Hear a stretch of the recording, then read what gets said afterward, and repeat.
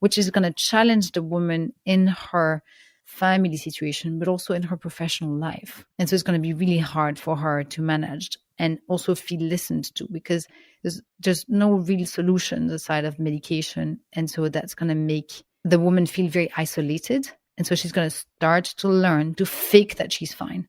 Hello and welcome to another episode. I'm so glad that we get to hang out today and chat about migraines. So many of you have told me that migraines are a challenge for you. I myself personally deal with them when I'm structurally not okay, and we chat about the differences.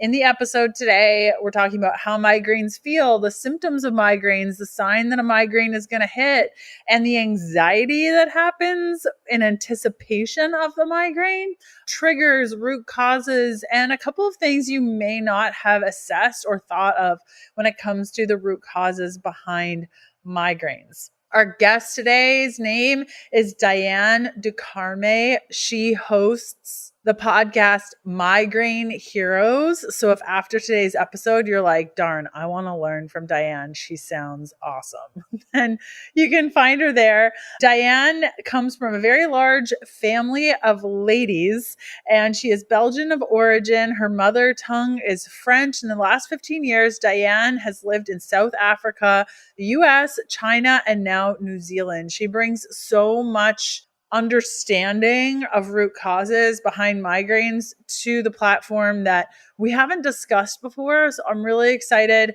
to go through this with her understanding of healing nutrition and roots in Chinese medicine. It's just a really great conversation overall. Let's cut over to our time with Diane. Hey, my name is Leanne, and I'm fascinated with helping women navigate how to eat, move, and care for their bodies. This has taken me on a journey from vegan, keto, high protein to everything in between. I'm a small town holistic nutritionist turned 3-time international bestselling author turned functional medicine practitioner, offering telemedicine services around the globe to women looking to better their health and stop second-guessing themselves.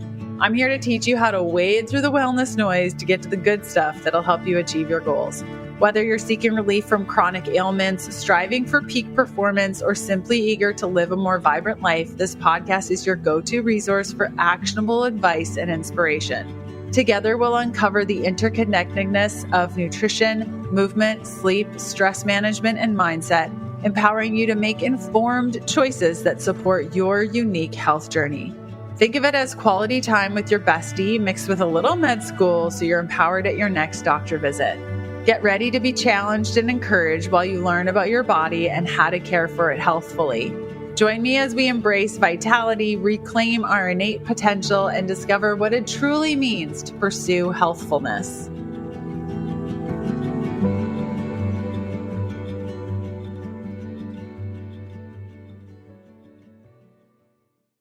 Hey, Diane, how's it going? Very good. So good to be with you, Leanne. Yes. Thanks for being here. I like to ask all of my guests why you do what you do and what lights you up on a daily basis with your work. Because I can transform people's lives.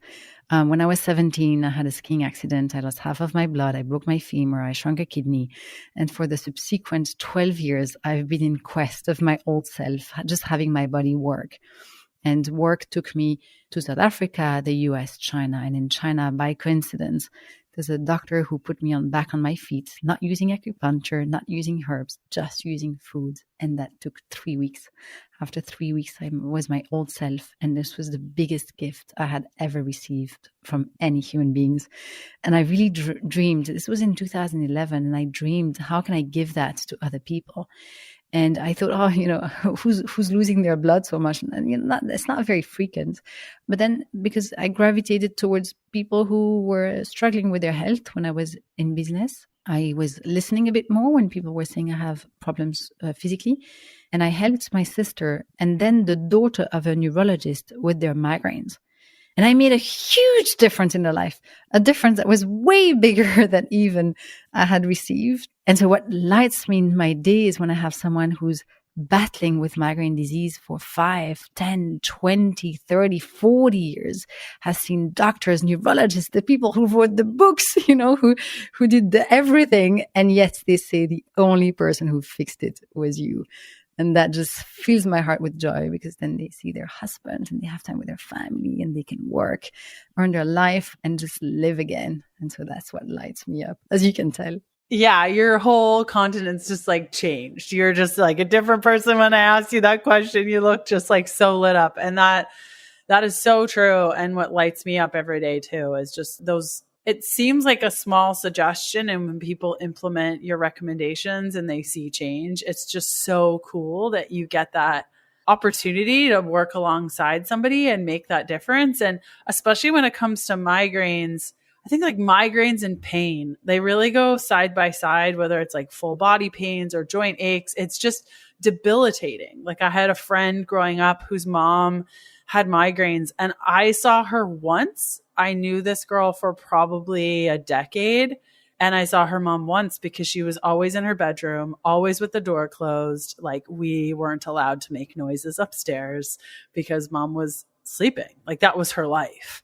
What sorts of, like, I'm sure there's severity to migraines. What do you see as like the small baby issues to like the full blown crazy migraine issues? Well, let's start by the mother of your friend. I love that example because this is so true. So a migraine attack will be anywhere lasting from 3 hours to 3-4 days on paper. Now in practice, like the mom of your friend, they can last sort of almost forever. Like the person is a constant state of pain. And the head pain is just one aspect of it, which is there most of the time, but not always. It can be excruciating, more labor-like in intensity. Then will come accompanied by a ton of other symptoms, such as dizziness, vertigo, willingness and sensation to vomit and actual vomiting. It can come with nausea, sensitive to light, sensitivity to sound, exactly like you explained, but also sensitivity to smell sometimes. It can come with half paralysis of the body, or especially on one side. It can come with tingling sensations, trembling sensations, and women will usually experience this in sort of 3 phases. A phase where they know it's going to hit them.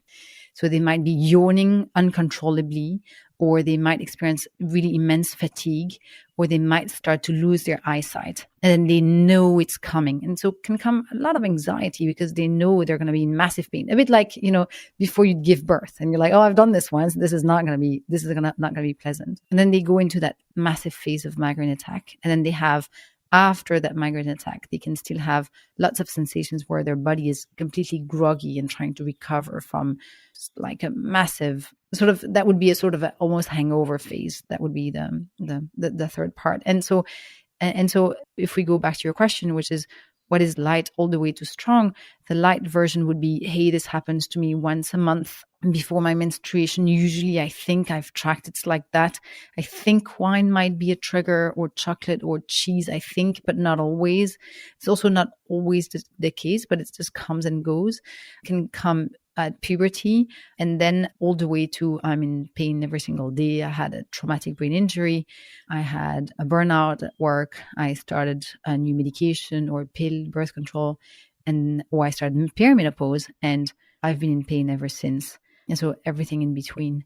Yeah. Wow. Okay. There were a couple of triggers in there, and I definitely want to go back to them. But one thing that you said was the anxiety and the anticipation of it coming on can sometimes make it worse. And I can relate to that. I have like this chronic neck pain issue that comes on when I'm stressed. And when I feel it coming on, it can flare like really bad, to the point where I'll have nodules all over the back of my head. And I know when it's coming on. I know when it's going to get really bad. And the anxiety will make me stress more, which makes it worse. So you're saying that migraines kind of have that same thing for many people, where we know what's coming on, and then does the anxiety make the reaction come on quicker or worse in its severity sometimes? That is going to depend. So yes, it can make it worse. I think what makes it really sad is, let's imagine that mother you were talking about, she was on that one day where she was standing up in her kitchen the anxiety and anticipation of the next migraine attack takes away the joy that she can have in that given moment. And that's quite terrible, because it means you live in constant pain. It's constant fear of your next migraine attack. Now, stress itself and anxiety for even external factor can and are triggers for a lot of people. For some people in that zone of stress, they will have the migraine. And for some others, is as soon as they have a relief, so it's the weekend, it's Friday night, it's the holidays, then bam, they have massive migraines. And so they go in that stress phase, and it's the release that brings the pain. So there's variation, but definitely correlation for most, yeah. So you mentioned PMS and other, smells making things worse.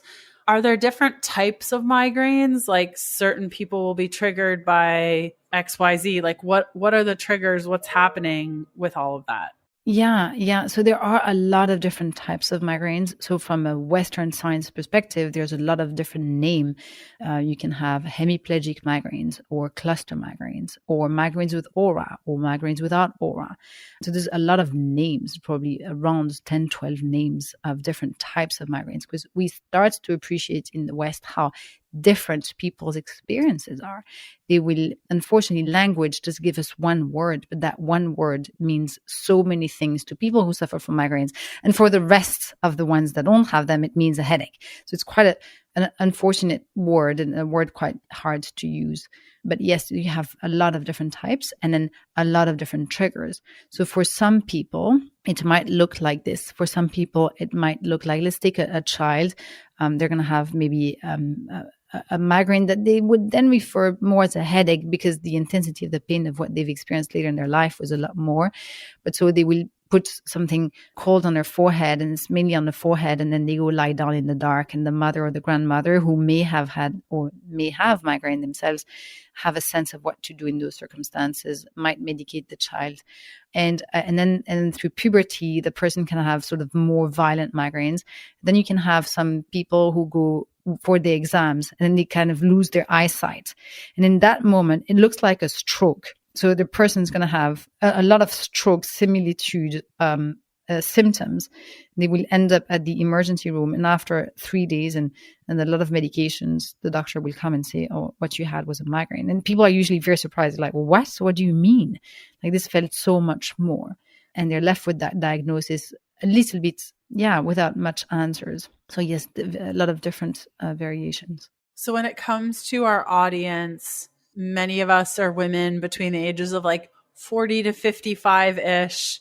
Some of us are experiencing challenges with PMS, where I'm sure migraines are coming and going, or even menopause, where migraines are coming and going. What are the common issues like plaguing women in those kind of groups when it comes to migraines? Great question. They're massive. So when you look at the stats, because migraine is genetic, it's 5% of boys and girls, the incidence triples for women to quadruples for women at puberty.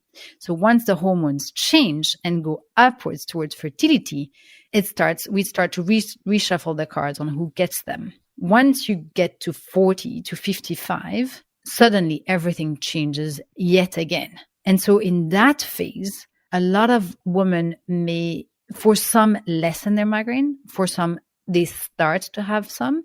And for others, they just change in nature. For some, they accentuate. So it's a crossroad where, again, the intensity of the pain that people experience is going to vary. And so what you're going to see a lot around that age is women will feel a lot more dizziness, fogginess, vertigo. And, sometimes if they have sensitivity to light or eye issues, such as glaucoma or lesions behind the eyes, etc., all of that is going to start to be accentuated. And it's really difficult because it comes with all of the perimenopausal symptoms as well at the same time. They might have hot flushes, not sleep really well at night, not digest, wine, cheese, chocolate as much, not be able to handle as much stress. So it comes in addition to all of the rest. But yes, they will have that. And one of the things that women in that category have more is also something called Meniere's disease, which is to me a variation of migraines, and is manifested by a lot of dizziness, vertigo, sort of constant, which is going to challenge the woman in her family situation, but also in her professional life. And so it's going to be really hard for her to manage and also feel listened to, because there's no real solution aside of medication. And so that's going to make the woman feel very isolated. And so she's going to start to learn to fake that she's fine. She's going to try to fake as much as possible that it's fine. Her husband and children will know because they know her intimately. But with her friends and co-workers, she might get away with it if they don't have too much empathy. Yeah. I mean, when do we learn to fake how we're feeling? I don't know. I feel like I learned that really early on in life, of just like suck it up and get her done. Push through. Exactly. So is it hormone fluctuations that are causing these issues? Like, I know that this is such a loaded question because root causes are vast depending on the circumstance. But when it comes to the ladies that you've connected with, what do you feel are the top root cause issues around these migraines? Yeah, absolutely. So in order to understand them, I always go east and west. And I'll start with the west, actually. There's an organ that has been identified quite recently. I don't know if you've ever heard of the interstitium. No, I don't think so. So this is a really recent find, and a find that the West is not really owning completely yet, because it's really disturbing. So about a couple of years ago, in 2015 and then 17, 18, 19, it accelerated. 2 doctors, one in Germany, one in the US, made an accidental discovery.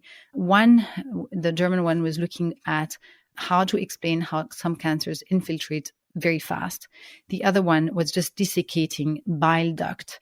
And both, what they found was that there was an additional full network inside the body that is in charge of 25% of the liquids of the body that had gone untouched, unfound, and unseen. And they called that organ-like system the interstitium. And the interstitium looks like, you need to imagine spaghettis that are surrounding all of your organs and regulate your digestion as well as your internal temperature. Does that make sense? I'll just take a pause there.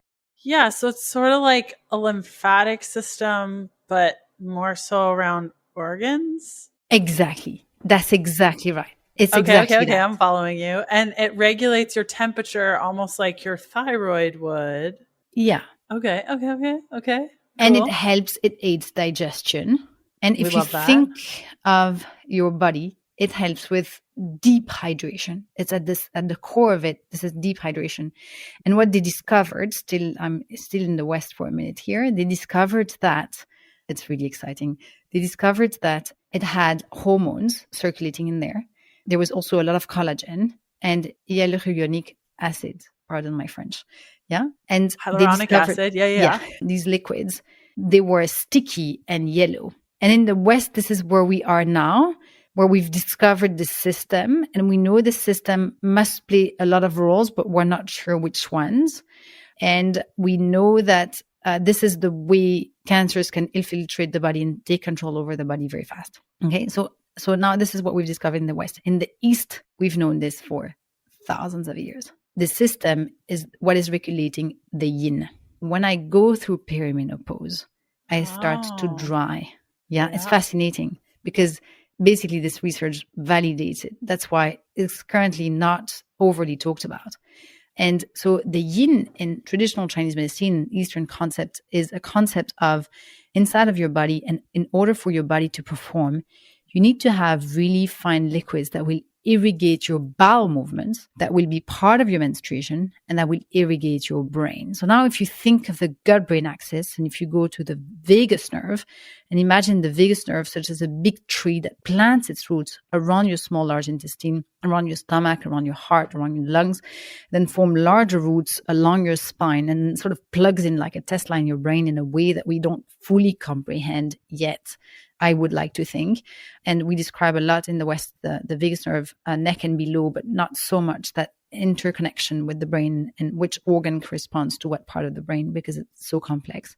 But if you think of that as a tree with a really dense foliage, then the roots need irrigation that are linked to that system. And when that system dries, then the brain complains. And if you have a genetic predisposition for migraines and that you have that dryness, your genes, and there's a brilliant paper written by Elizabeth Loader from Harvard Medical School who says the genetic advantage of migraine is an evolutionary advantage, sort of that functions like a fire alarm. And I completely agree with her.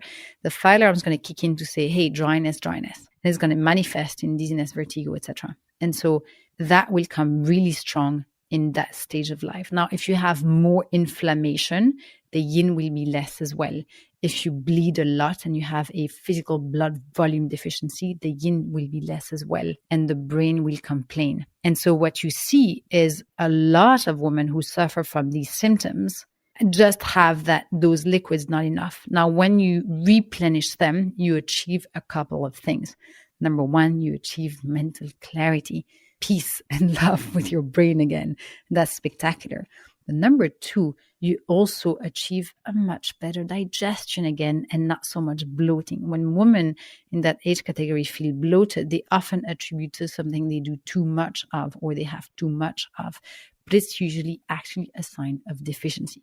So when you were asking, what are some of the reasons why women experience migraines in that age bracket? This is a huge one.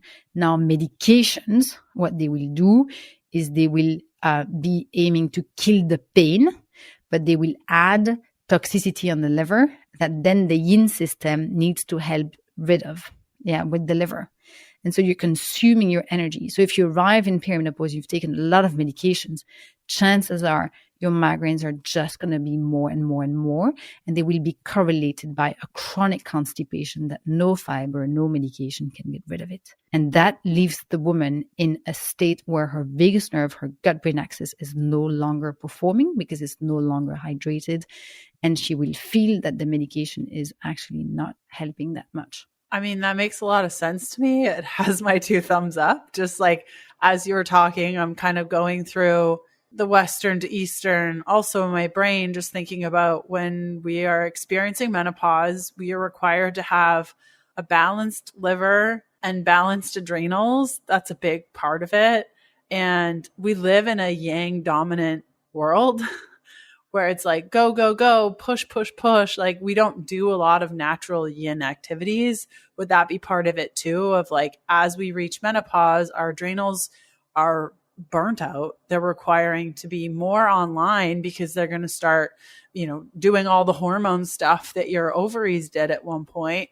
And coming from that yang existence that we have of the go, go, go, push, push, push, we're already depleted in our yin energy because the yang is just so completely dominant. So 100%. And you touched on exactly another 2 root causes of migraines.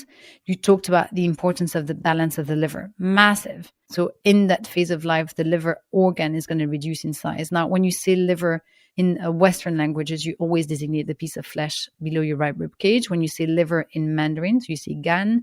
Gan means liver, gallbladder, all of the irrigation of your tendons, ability to detox, a lot of your brain, your temples, your eyebrows, the top of your brain, your eyes, ability to see well, breast and female hormones, mood hormones, and uterus. And so when they say gan, they mean all of that. And so that system is in transition in that phase. And from a Western perspective, the liver organ reduces in size. And so all of these abilities, ability to detox, ability to produce that yin, ability to produce hormones, etc., everything goes down. Now, if you overly medicate on top of that, the level of inflammation of your liver is higher. And so your ability to balance is lower. It's exactly what you say, because you can't prevent your liver function from sort of aging. That's just a normal process. But you can have it age gracefully and in balance. Then you keep it happy. Now, if you hammer it with a lot of substance, it's just a lot harder. It has a lot more work. It's overworked. So that's a cause of migraines. Then you talked about the kidney system. Absolutely, the kidney system will also go through change.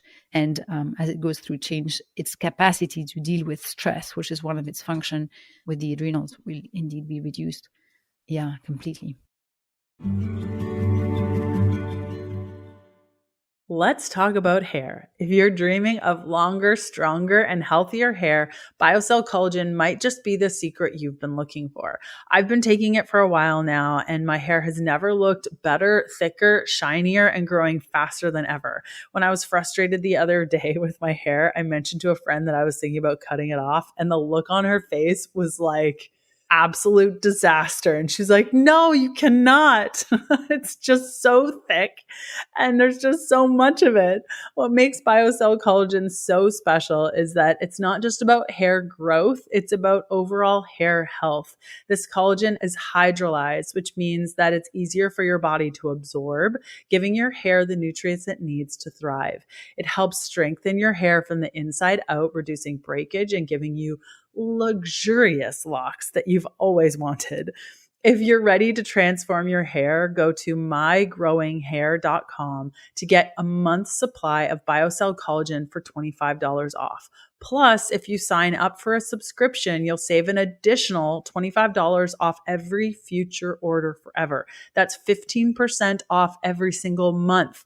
And when you purchase through my site, I'll send you a personal text so that we can chat on all things collagen, hair, and skin health. Head on over to mygrowinghair.com and let's grow it together. Well, and if you think of the common medications that individuals are prescribed, late 40s, early 50s, beta blockers, a big one that's going to affect our kidney function, and then any sort of statin, which is going to affect liver function.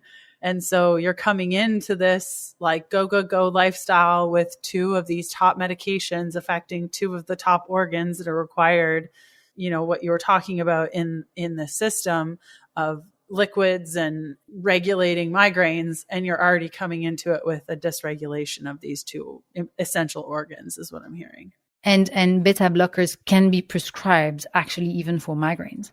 Migraine medication, and look, I'm not a doctor, and when you have an acute problem, you should support your body the best you can in that given moment. And that's always true. You always need a doctor to validate that, you know, you do an MRI and you do your blood work and everything is sort of clean and not problematic. In the case of migraines, a lot of different medications that belong to a lot of different diseases and conditions were administered in the context of migraines because they would sometimes work. Beta blockers is one of them. Triptans is another one that will constrict the blood vessels. But then antidepressants as well, and sort of a whole plethora of medications that, are prescribed with that effect. Yeah. So as a fair next question, like, how do we fix all of this? How do we unpack? Like, I don't want the woman listening to be like, okay, I got it. I have migraines. My body's a mess. Now, like, what do I do with all this? How do I age gracefully with my liver? How do I get the more hydration and replenish these liquids? Like, where do I go from here? What do I do? Yeah, absolutely. I think that the first port of call is you need to rule out. You need to confirm these are migraines. And when you do that, you go to a proper doctor and you do your thing, you do your MRI, you rule out that there's anything else going on. It's very rare that there is, but you want to know and you want to have that reassurance. The second thing is then you do things a lot more holistically. So we talk about the liver system and the kidney system, for example. The kidney system, you talked about, having more yin activities. You talked about, having a bit of downtime, less sort of yang, brutal things, but also sometimes less stress, which is one way. The liver, you can also say, okay, I'm going to have less sort of liver stimulating foods. And you can decide to say, okay, if my liver and my kidney can work less, I'm going to give them less work. Or you can say, through and I do that through foods, through foods stimulate these systems so that they work a lot more, and say, hey, dear liver, I really love you. You and I, like, it's for a long time. I'm going to really give you a lot of energy. I'm not just going to detox you. I'm going to give you foods and nourishments that will increase your power.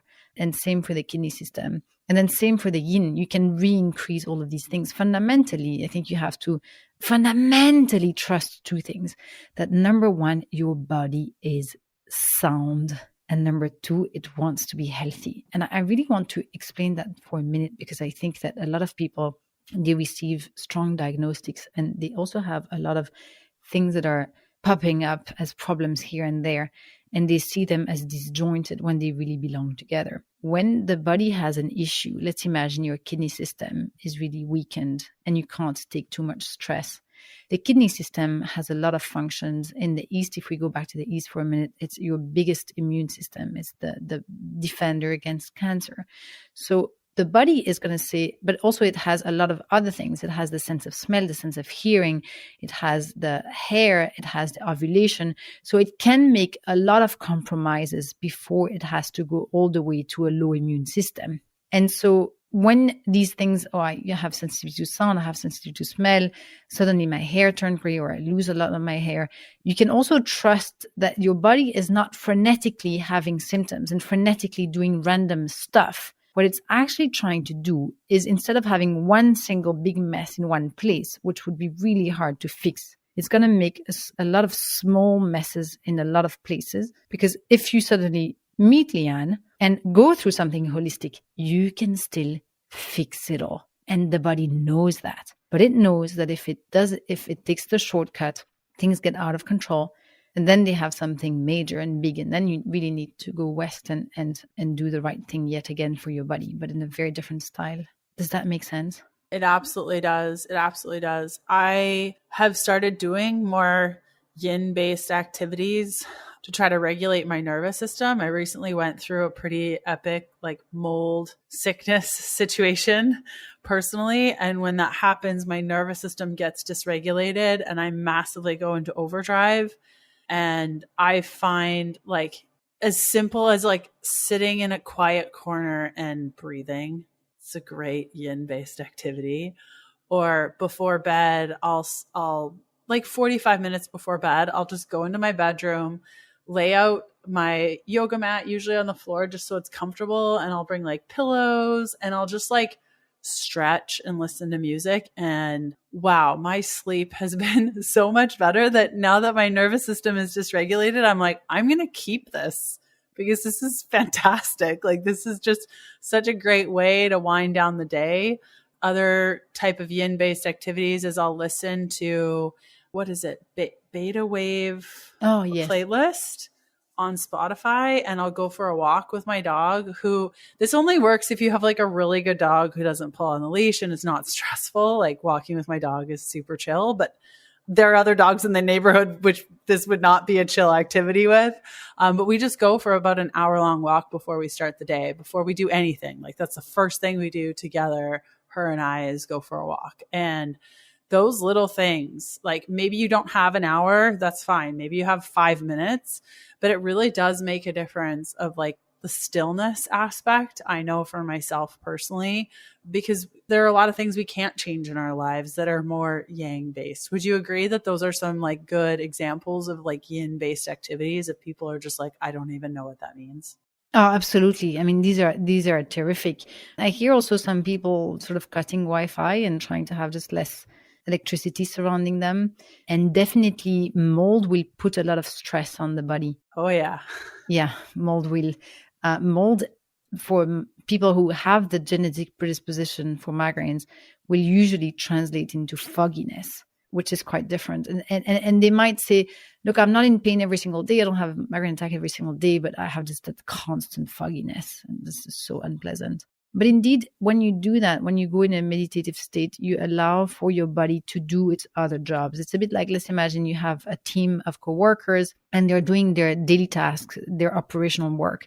And every day you come back and say, oh, I have an urgent email, an urgent task, and you constantly disrupt. So okay, sure, we'll take care of your urgency. Sure, we'll take care of your urgency. Sure. But then it means that the daily to-dos get slipped. So you want to allow your body to prioritize and do what it thinks that should be done. Yeah. And so I find that when you do sort of softer things, you allow for your body to keep control and reset quite nicely. I love that picture of just giving your body the space to not be on that urgent lookout for the next thing and just allow it to do what it needs to do. Because you're right. It is so wise. I have seen some crazy stuff in my practice with clients where they're not in a good place. at all physically. And the body is so resilient. And you're right. It does want to be balanced. And oftentimes we need to get out of our own way. And sometimes that's doing less. Yeah, completely. Now, that being said, I'll just add a caveat, because women who suffer from migraines, they will have that alert system. Oh, if I go out too much, I have a migraine. If I drink alcohol, I have a migraine. If I socialize, I have a migraine. If I watch too much my screen time, I have aura. And so little by little, they make their lives smaller. And so they start to control their environment in a hyper strong way. And in spite of that, they're still in pain. And it's very frustrating. I really want to acknowledge them as well, because they're probably listening too and thinking, hey, but wait a minute, I do all of these things, all of the above, and still I'm in pain.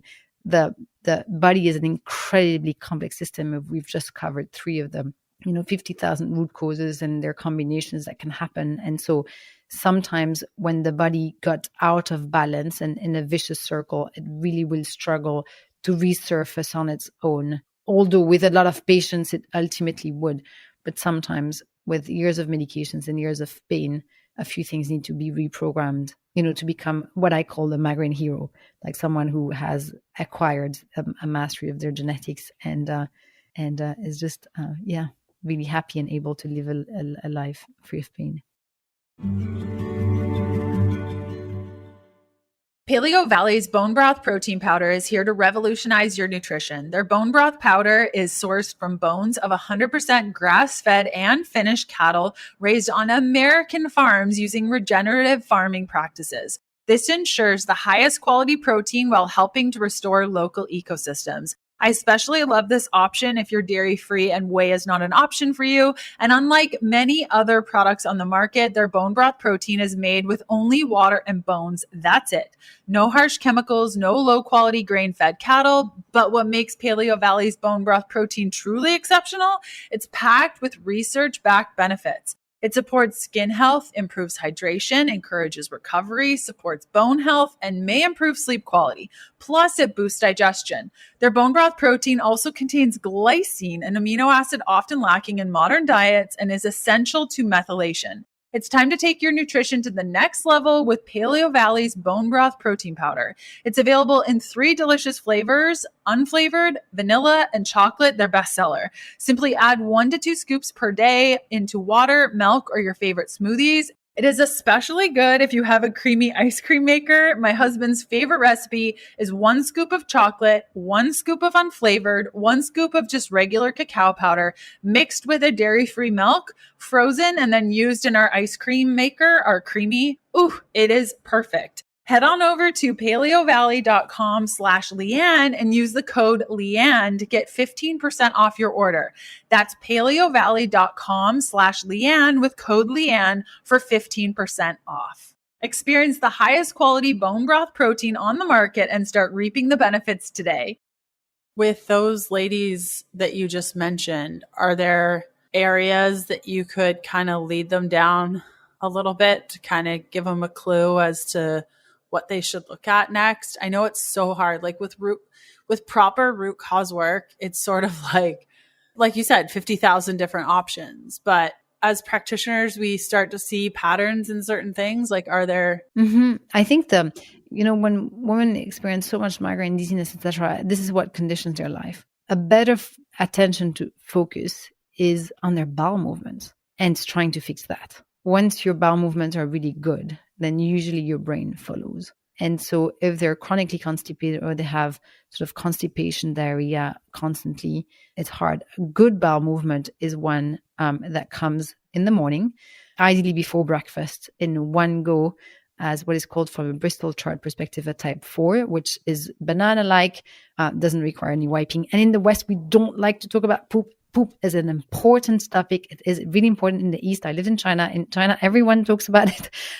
Your colleagues will, explain to you why they're not coming from work with, great details. And, I love that. That is awesome. I'm always talking about poop. My husband hates it so much. Oh, I love you do that. I love it. My husband really hates it too. And my kids, we have these whispers. I'm like, and I'm trying to teach them. I'm like, you have to observe that stuff. This is your basic, where's your gut-brain axis? Was your vagus nerve today capable of doing its basic function? When you have a baby, if they eat and they poop, it was a great day, it was a great day. It's really hard to have a baby who's constipated, for example. And so really watching that, yes. And in China, I remember, colleagues mentioning, in a lot of details why they were not coming to work. You're like, whoa, I don't need to know that much. You can just tell me you're sick. We're good. But it's very cultural. And so that's the ideal.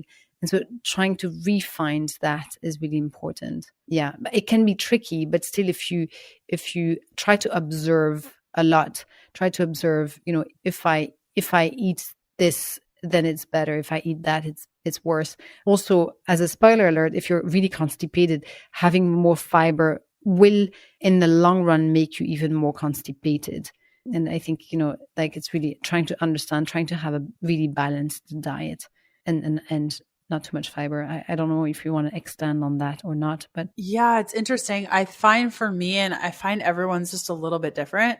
I need at least 50 grams of fiber in a day to have good bowel movements, but the type of fiber makes a big difference. If all I had was broccoli and cabbage and rough things, I would never poop. I would be constipated all the time, but I can hit 50 grams of fiber, no problem, with oats and beans and kiwi and berries and coconut flour, totally different. So fiber isn't always just fiber. I know that when I was doing the mold illness stuff, I really ramped up all those foods that I know my body just doesn't do well with, but I knew I needed for mold. And after about 2 weeks, I was like, I'm not doing this anymore. This is not working for my bowel movements, because you need proper bowel movements to get rid of mycotoxins and to move around estrogen if you have excess estrogen. And all of those issues can be at the root cause of your migraines.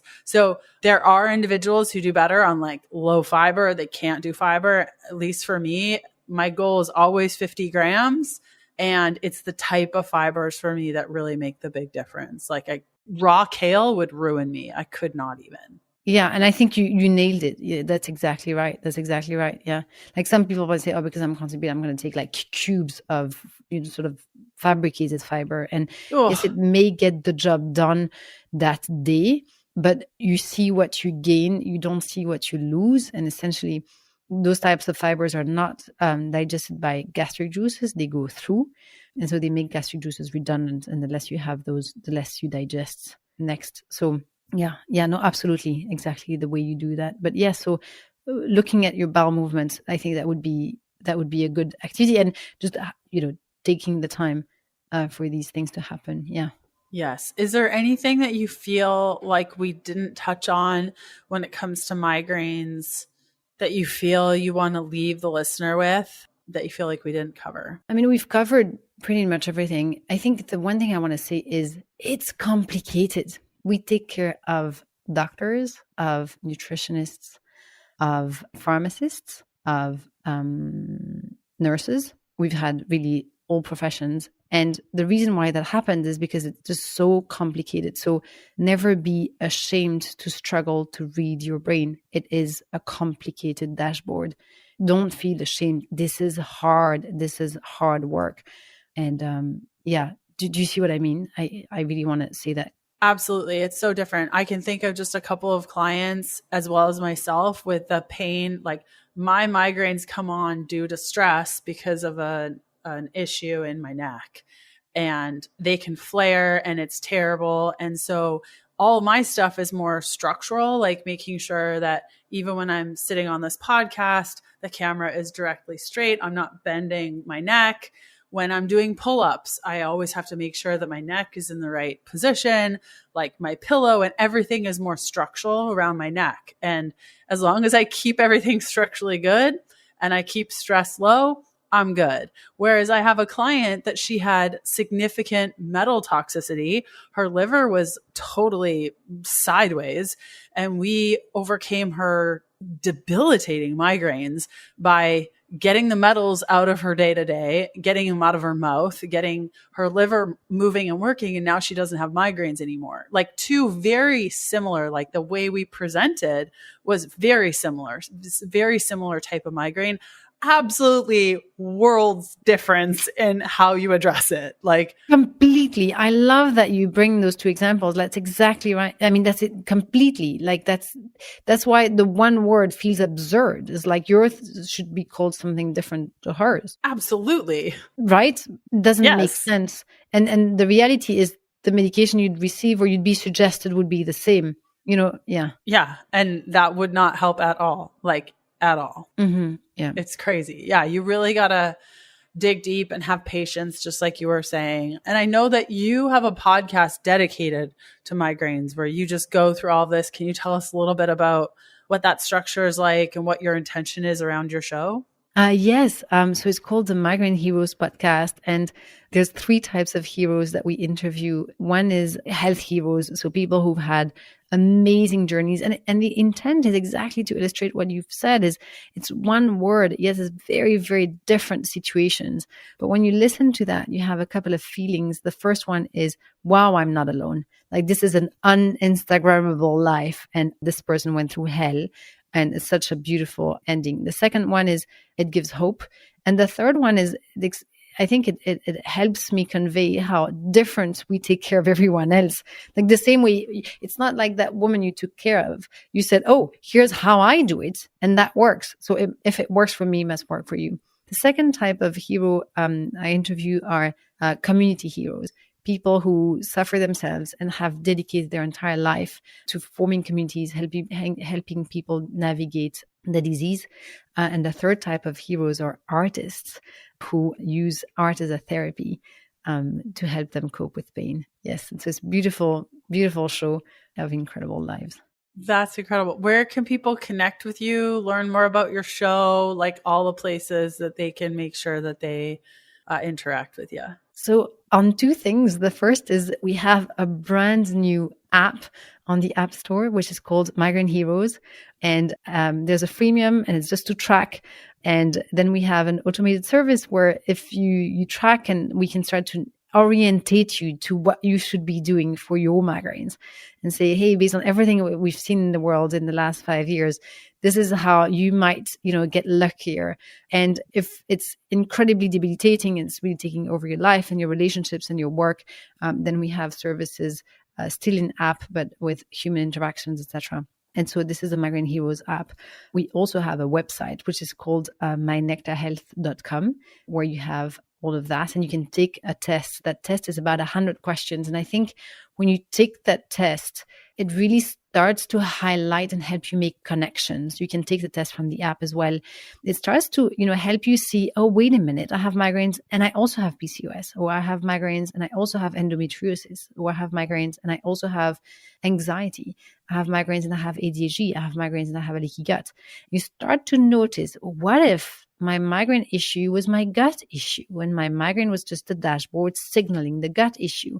And so as you start to form these connections and understand intellectually, then, this can be done with you and not done to you. So along each step of the process, you can understand what's happening and correct it. And once you do that, then the anxiety you were referring to disappears. And this is where, then you're super happy and we're super happy, just the same way as Leanne, you're happy every day because of the job that you do. Exactly. Oh, this was so good. I am so glad we connected. As you were speaking, I was like nodding my head like, yes, I agree. It's so good to have individuals on the show that I get to learn from too. So thank you so much for coming on today. Oh, thank you so much for having me. And thank you for guiding women, in the right direction. I think this is much, much, much needed by society. If you enjoyed our time with Diane, you can find her by going to your favorite podcast player, wherever you are right now, and look for Migraine Heroes. That's her website. You can also find her at the Migraine Heroes app on your Play Store. And I'm excited to chat with you next week for another episode. We'll see you then. Bye. Thanks for listening to the Healthful Pursuit podcast. Join us next Tuesday for another episode of the show. If you're looking for free resources, there are a couple of places you can go. The first to my blog, healthfulpursuit.com, where you're going to find loads of recipes. The second is a free parasite protocol that I've put together for you that outlines symptoms, testing, and resources to determine whether or not you have a parasite plus a full protocol to follow to eradicate them from your life if you need to. That's available at healthfulpursuit.com/parasites. And last but certainly not least, a full list of blood work markers to ask your doctor for so that you can get a full picture of your health. You can grab that free resource by going to healthfulpursuit.com/labs. The Healthful Pursuit podcast, including show notes and links, provides information in respect to healthy living, recipes, nutrition, and diet, and is intended for informational purposes only. The information provided is not a substitute for medical advice, diagnosis, or treatment, nor is it to be construed as such. We cannot guarantee that the information provided on the Healthful Pursuit podcast reflects the most up-to-date medical research. Information is provided without any representation or warranties of any kind. Please consult a qualified health practitioner with any questions you may have regarding your health and nutrition program.